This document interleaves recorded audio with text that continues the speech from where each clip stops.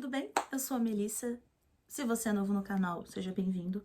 Se você não é novo no canal, seja bem-vindo de volta. Aqui é um lugar onde eu falo sobre crimes, mistérios, solucionados ou não, e que me perturbaram ao longo da infância. E vamos ao caso de hoje. Dia 30 de junho de 1960, Nilza, uma dona de casa no Rio de Janeiro, faz uma coisa que todos os dias ela faz, que é levar o lanchinho da filha dela na escola. Como se fosse um jardim da infância, chamavam de instituto ou alguma coisa, posso até deixar aqui embaixo escrito. E normal, ela faz o lanche da menina, ela leva pra escola, só que quando ela chega lá, a diretora recebe ela com surpresa, e ela também fica surpresa, porque o que tá acontecendo? E a diretora fala pra ela que uma mulher tinha ligado na escola, se passado pela Nilza, pela mãe dessa menininha que não tá na escola, e tinha dito que ia pedir pra uma vizinha, chamada Odete, ir buscar a menininha na escola, porque ela tava doente e não podia ir buscar. E que essa mulher realmente veio e buscou a Taninha e levou ela embora. Só que, como vocês já devem ter entendido, isso foi um rapto, isso não, a mãe da menina não fazia ideia. E aí a polícia é avisada, e assim começa um dos capítulos mais tristes do Rio de Janeiro da década de 60, o caso que ficou conhecido como a Fera da Penha. Fera da Penha, Frankenstein de saias, Escorpião Fêmea, são todos apelidos que foram dados pela mídia para Neide Maia Lopes. Ela nasceu no Rio de Janeiro no dia 17 de dezembro de 1938. Ela foi uma menina tímida ao longo da juventude, morava com os pais dela e a irmã, a Marilda, chamava a irmã dela, e ela gostava muito de ler, principalmente jornais, histórias policiais, histórias de crime, suspenses. E quando a Neide tinha 22 anos, ela arrumou um emprego num lugar chamado Ducal. Para chegar da casa dela nesse trabalho, ela precisa pegar um ônibus. E aí o que acontece? Numa dessas viagens de ônibus, ela tá ali lendo as historinhas dela, né? E ela percebe que tem um cara que tá olhando para ela. Ele fica olhando, e aí ela começa a retribuir os olhares. Esse rapaz, ele se chamava Antônio. Ele nasceu no dia 3 de março de 1933, na Bahia, e ele se mudou para o Rio de Janeiro. Não consegui descobrir o motivo nem a data em que ele se mudou para o Rio. E em algumas fontes, eles falam que o Antônio trabalhava como motorista de ônibus, e em outras fontes diz que ele era só um passageiro. O fato é que ele e a Neide começaram a conversar, começaram a se encontrar, e surgiu um relacionamento dali. Durou cerca de 3 a 6 meses esse relacionamento dos dois. Um dia a Neide estava na rua e ela foi abordada por um senhor um pouco mais velho, devia ter uns 50 anos. E ele se aproximou dela e ele perguntou sobre o relacionamento dela com o Antônio.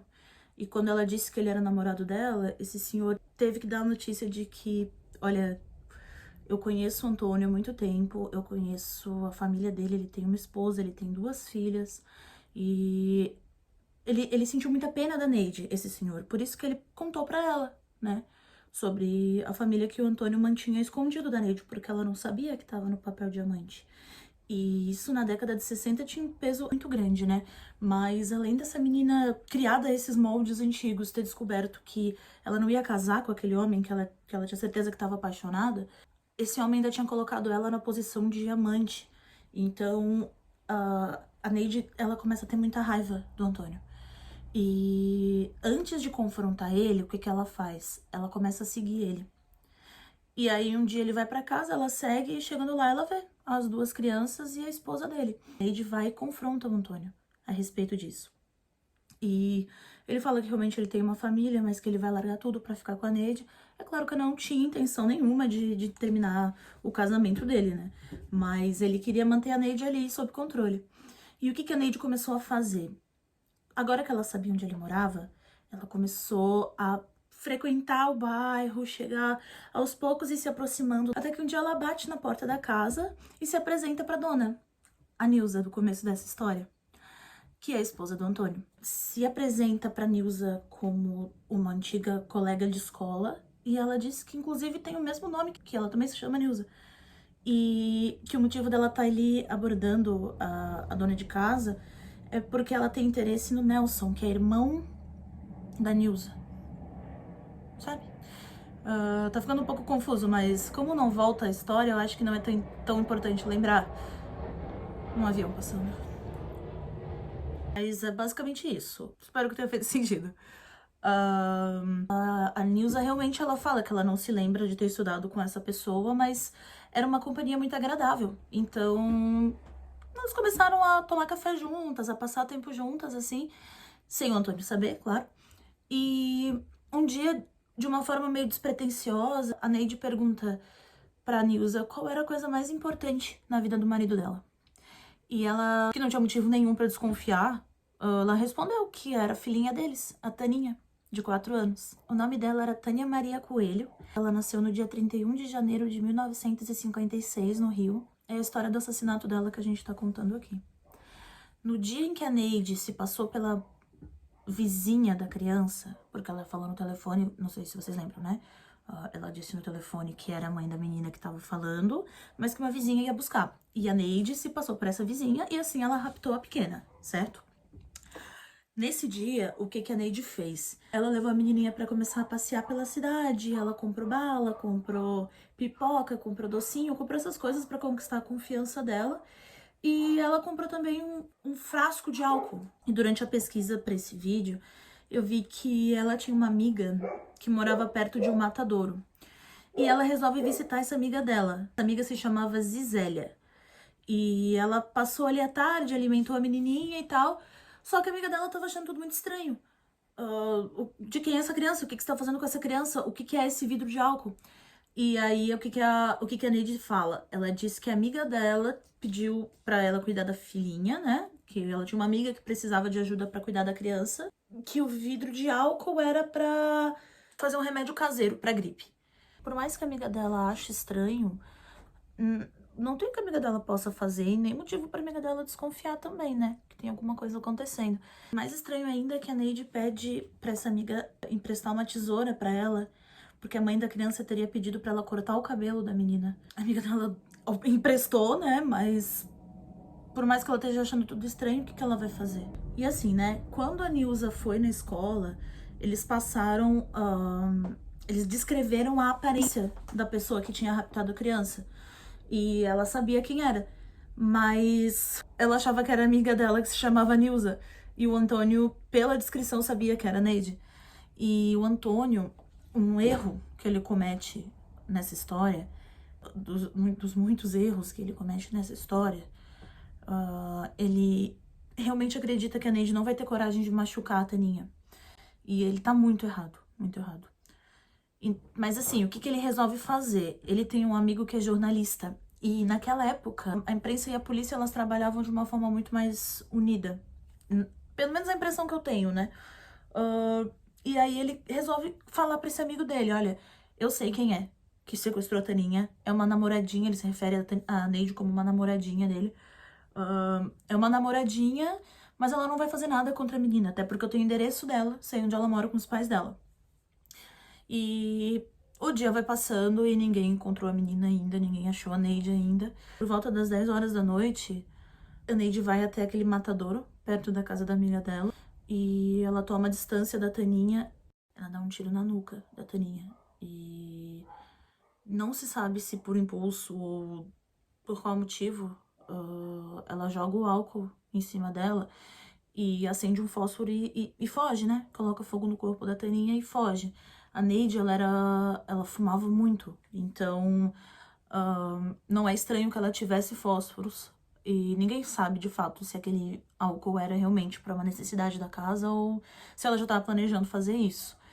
Mais tarde, e eu odeio ter que falar isso pra vocês, porque isso acabou com o meu dia, mas mais tarde a perícia descobriu que a Taninha não morreu com um tiro, ela morreu carbonizada. E assim que essa fogueira é acendida, assim que ela foge, que ela tem fogo no corpo da Taninha e ela foge, a fumaça começa a se espalhar e as pessoas que moravam ali na região começam a querer saber o que tá acontecendo, a sair na janela, sair na rua.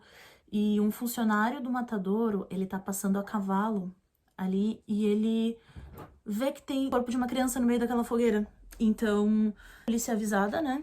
Quando a polícia é avisada de que foi encontrado um corpo, já é no meio da madrugada. E no meio da madrugada, a Neide estava sendo questionada. Por quê? A timeline ela é assim, gente. Ela matou a menina às 10 horas, mais ou menos. E por volta das 10h30, ela chega em casa e quem tá lá é esse jornalista amigo do Antônio, o Saulo, que levou 2 policiais com ele. Então ela chega com a roupa suja do matadouro, porque era um lugar muito lamacento. Eles estão ali esperando ela. Ela tenta se fazer de desentendida, os pais dela também estão sem entender nada. Os policiais pedem que a Neide acompanhe eles até a delegacia. Ela não tem opção a não ser se fazer de louca e fingir que tá confusa com a situação. Eu vou com vocês, mas não sei o que vocês querem de mim. E ela pede pra trocar os sapatos, e eles percebem que o sapato dela tá todo sujo de lama. Eu não sei se eles pedem pra ela abrir a bolsa ou se eles olham na bolsa dela sem ela ver. Eu não sei muito bem como aconteceu. Eles olham dentro da bolsa dela e eles veem não apenas um revólver, mas uma mecha de cabelo de criança. Não sei se eles sabiam que era de criança, mas tinha uma mecha de cabelo e uma arma. Muito estranho. Ainda mais que o Saulo sabia da relação do Antônio com ela, né? Então, ela é levada pra delegacia e interrogada a noite inteira. E o que que a polícia faz? Ela era a principal e única suspeita, pra não dizer que eles tinham certeza, né? Eles começam a deixar o mais desconfortável possível a estadia dela ali.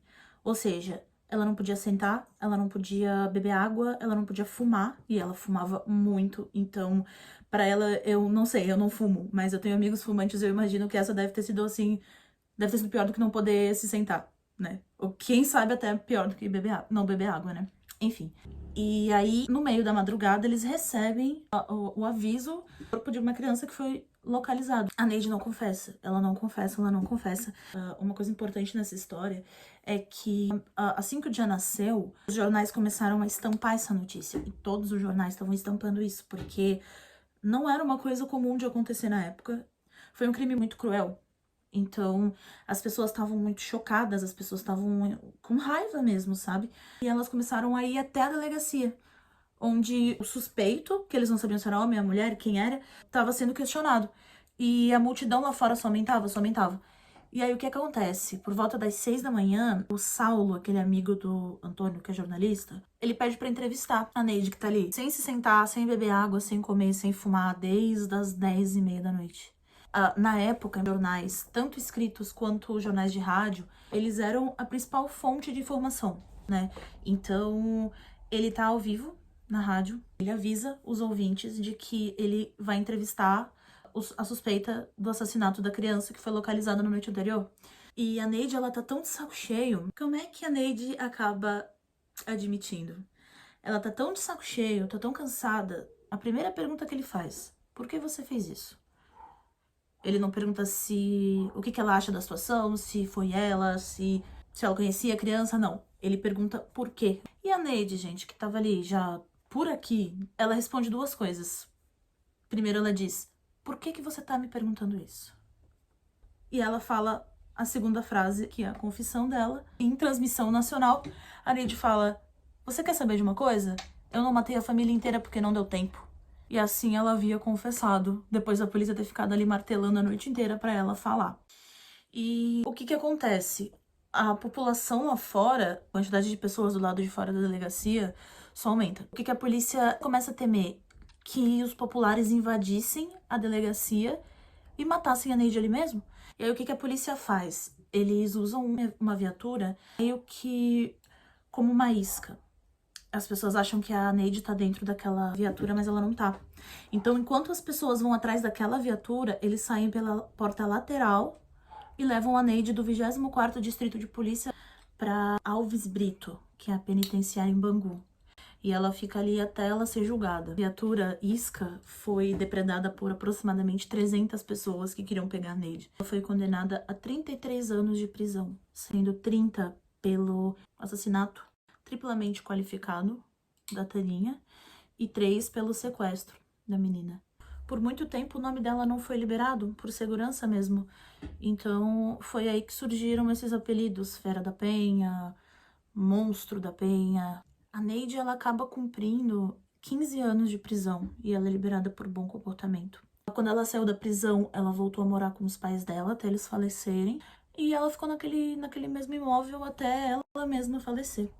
Ela foi liberada em 1975 E é dito que ela viveu uma velhice muito solitária. Ela mal abria as janelas, ela só assistia televisão, nunca se casou, falava pouco com os vizinhos. A Nilza e o Antônio, eles tiveram mais 3 filhos. Fazendo a pesquisa para esse caso, eu vi algumas pessoas decepcionadas que o casamento entre o Antônio e a Nilza não terminou. Mas eu acho importante lembrar que a lei do divórcio não existia ainda. O Antônio faleceu em 2014 e a Nilza faleceu em 2020. A Neide faleceu em maio de 2023, então menos de um ano atrás, até que esse vídeo tá sendo feito. O túmulo da Taninha, ele é visitado por pessoas de várias religiões diferentes que pedem milagres, fazem orações ali, deixam presentes, agradecem a milagres. E essa é a história, gente. Espero que vocês tenham gostado. Se você gosta desse tipo de conteúdo, se inscreve. Não esquece... Meu gato derrubou meus livros. Guava. Ai, ai, ai. Não se esqueça de curtir esse vídeo. Compartilhar se você acha que tem algum amigo que gosta desse tipo de assunto. Eu posto toda semana. E é isso aí. Espero que vocês tenham gostado. Tchau!